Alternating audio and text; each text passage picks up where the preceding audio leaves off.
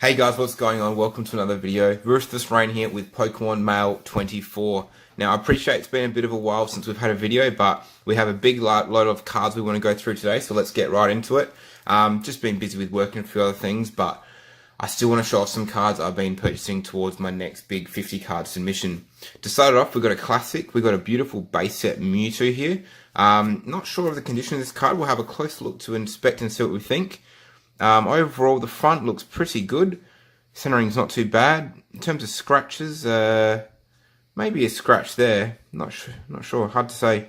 Mewtwo's hard because there's a lot of things happening in the holo, so it's always a little bit hard to kind of assess if there's any scratches.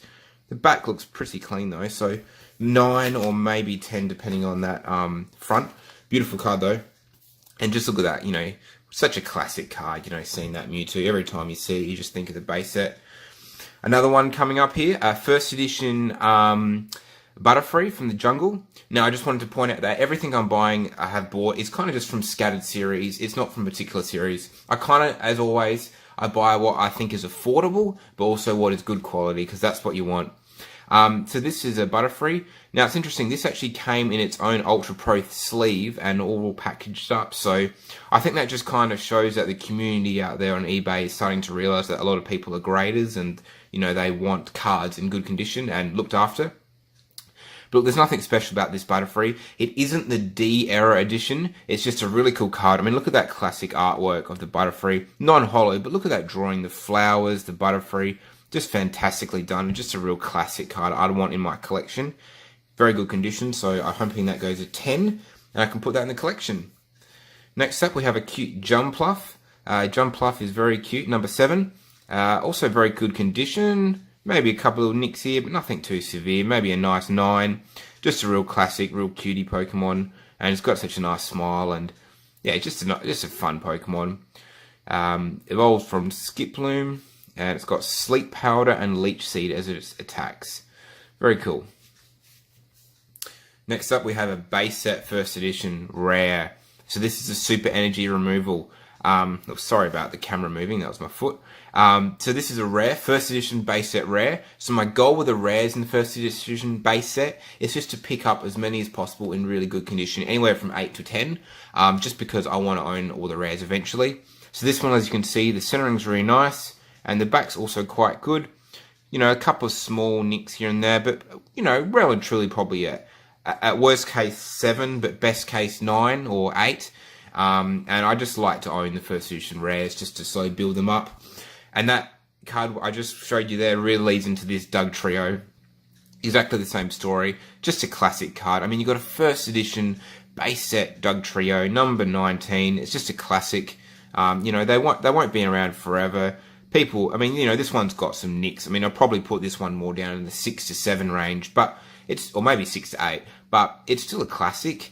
And it's really cool just to own these. And I think if you can pick these cards up for a really good price, I would do that now because, you know, first edition base set in particular is just going to go high in price over time. I know it's in a bit of a dip at the moment, but that quantity and supply of, you know, that rare product, I think over a long period of time you'll find it'll be hard to get them. Enough of that though, back into the holos. So we've got a Poliwrath here. Poliwrath is obviously a beautiful base set card, an absolute classic again. This one we'll check out its condition. I think we're pretty happy with the front. There's a little bit of a hair up there. I'm not sure what that is. You see that? It's all gone. Holo's looking pretty nice and snazzy. And the back is also a little dip there. Little nick. Yeah, so that's probably just about a 9, but that's okay. Good stuff. Another classic card. How can you go wrong? Even these base sets in a 9. I mean, who cares if you don't have the 10s, like, in a complete set? The 9s themselves, they just remind you of your childhood, and they're so nostalgic. Absolutely fantastic. Speaking of that, nostalgia, one of my favourite base set cards is the Ninetales. I will need to get this in a 10 one day, but let's see what we think this one's in. I'll just slid right out. So the front's looking pretty good. Maybe the tiniest edgeware here. But overall, probably about a 9, or maybe... Yeah, about a 9, hard to say. Still a classic, look at that. Beautiful card. Fox Pokemon, Lure, Fire Blast. I always love Ninetales. I think it does, I love that it does so much damage with its Fire Blast. You compare it to, say, like, you know, the other Pokemon. I mean, I know that Poliwrath has a skill attached to it with Whirlpool, but you know, 80 attack, that's such a strong card. Can do so much damage with that. What have we got up next? We've got a few just pre-releases here. So as I've mentioned in other videos, I think the pre-releases are pretty cool. If you're not sure what the pre-releases are, there was the set cards released before the whole set came out, and they obviously have that nice pre-release stamp. These are from particular sets where they had the gold pre-release stamp, but there's varying ways of those pre-release stamps being on there.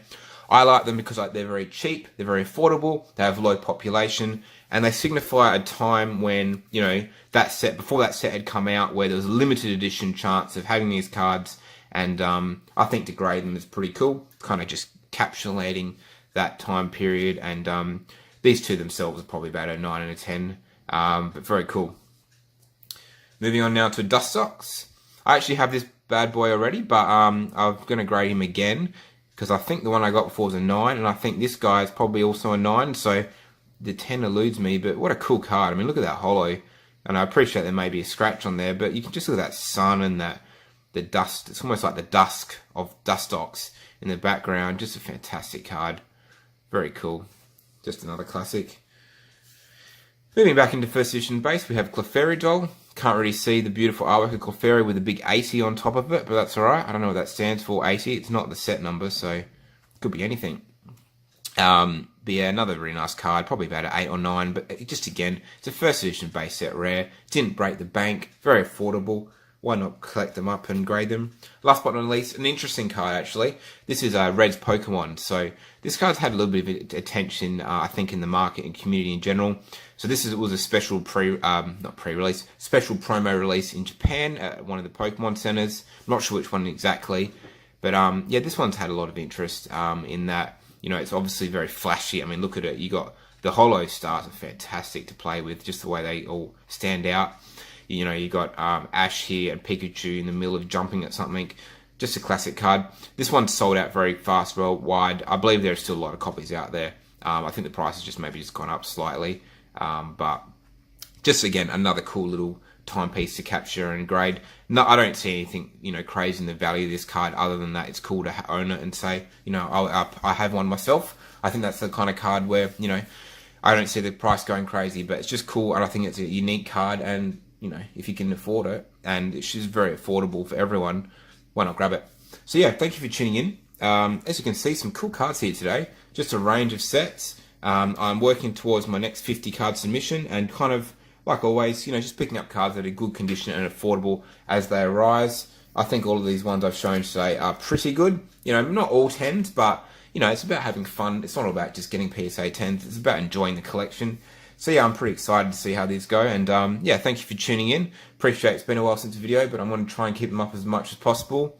Hope you're enjoying whatever you're into, your video games or Pokemon, and hope you have a great day, and catch you next time. Cheers, thank you.